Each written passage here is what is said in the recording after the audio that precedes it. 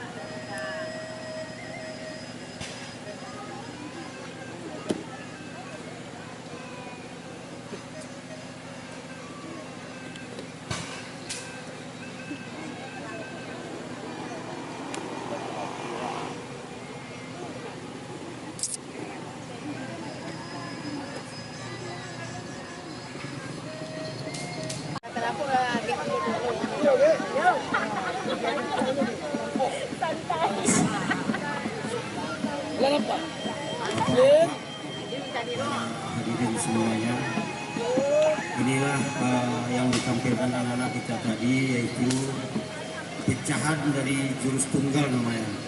Silat nasional jurus tunggal yang telah baku seluruh Indonesia sampai ke tingkat internasional, gerakannya seperti itu. Itu merupakan pecahan dari jurus tunggal. Yang ini jenis bela dirinya. Kemudian nanti ada anak kita 2 orang laki-laki, itu ganda nama. Jadi di silat nasional itu ada 3 bagian yang seminya. Bagian semi yang pertama jurus tunggal, yang kedua jurus ganda. Ada kategori tandingnya, jadi 2 macam. Satu kategori semi terbagi 3, dan kategori tanding yaitu mereka fight.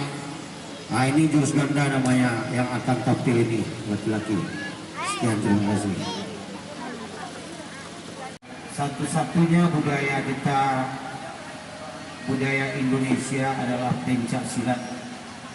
Jadi dulunya orang Minang ini merantau, dia hanya 2 kepandaiannya. 1 kepandaian mengaji, 2 pandai bersilat. Itu sejarahnya Minang Kabau. Jadi bagaimana nanti pemerintah kita bisa mensupport ya, agar pencak silat ini selaku budaya asli Indonesia dapat pula berkembang secara nasional maupun internasional. Kalau karate Bapak Ibu itu produknya Jepang, kalau taekwondo Korea. Pencak silat ini satu-satunya. Ya, hati-hati. Ya. Tanya, Pak. Jadi belum berapa lama latihan.